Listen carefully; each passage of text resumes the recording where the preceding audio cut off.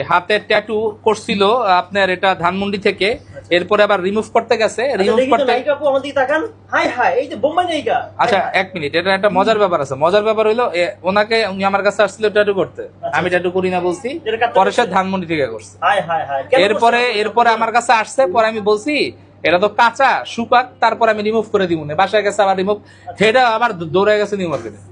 এখন এই দেখেন, এই যে ফুলাই দিছে যে আমরা, আপনার থেকে কত টাকা নিছিল ওনারা? 10,000 উপরে। মানে 10,000 উপরে এক্সাক্ট কথা বলেন, মানুষ শুনতে চাচ্ছে আপনার কথাটা। কত টাকা নিছিল? 17,000 টাকা নিছে। কয়বার গেছিলেন?